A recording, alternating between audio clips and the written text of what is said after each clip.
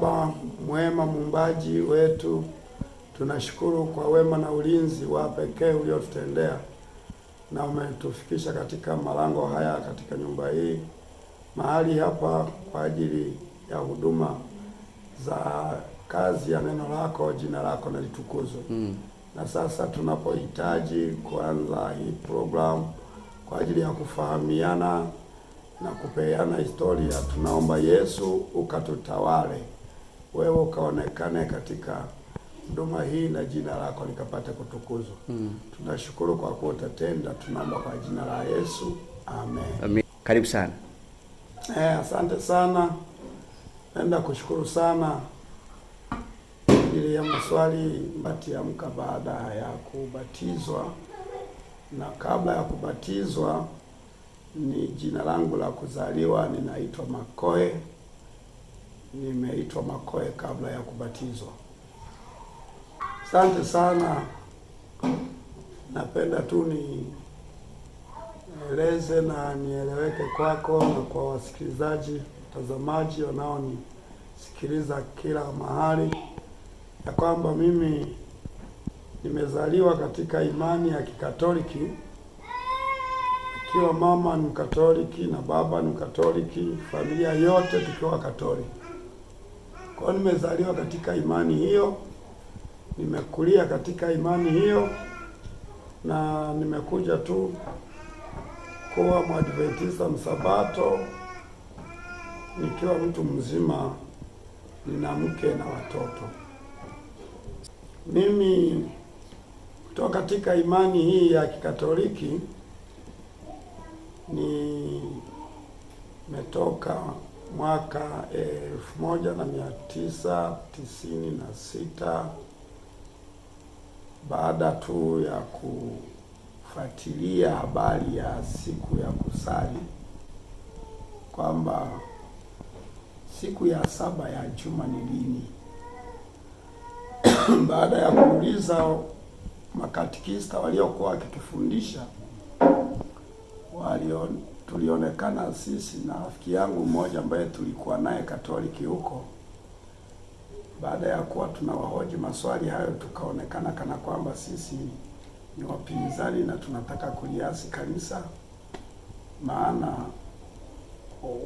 walianza kutuuliza kwamba imekuwaje mwanze kuulizia habari ya maswali ya kujifunza.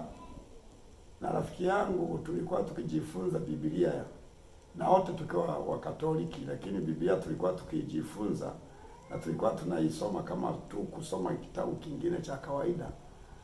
Siku moja tukajifunza, tukasoma neno fulani, rafiki yangu akasoma fungu fulani ambalo mimi likanifanya kuwa na nuru kubwa sana katika kichwa changu. Maana kuna fungu linalosema kwamba nanyi mtakuwa watu wa kuchukiwa na watu wa mataifa yote kwa ajili ya jina langu, lakini mwenye kuvumilia hata mwisho ndiye atakayeokoka. Sasa kwa sababu sisi tulikuwa ni wapinzani wa Wasabato, na hasa mimi kwa mpinzani sana wa Wasabato, na nilikuwa sipendi hata kuongea nao habari ya neno la Mungu, na nilikuwa sijawahi kuhudhuria effort zao, na nilikuwa sipendi hata kuhudhuria tu effort zao. Kwa hiyo sasa, baada ya kulisikia hilo fungu, likaning'alia sana kwenye ubongo wangu, ikawa nuru kubwa sana, likaniangazia sana. Sasa nikaanza kufikiri kwamba kumbe hawa watu tunaowachukia, hawa ndio wameandikwa kwenye Biblia na ndio wako kwenye msingi wa kweli. Na hili kanisa ambalo tunalichukia, kumbe likisimama katika kuvumilia, wakivumilia tu, kumbe hawa ndio wataokolewa. Hilo fungu tu mimi liniumiza sana kwenye roho yangu, na kuanzia siku hiyo nilisema, sasa mimi kama hawa ndio wako kwenye mstari, kumbe hata mimi nilipaswa niwe kwenye mstari huo.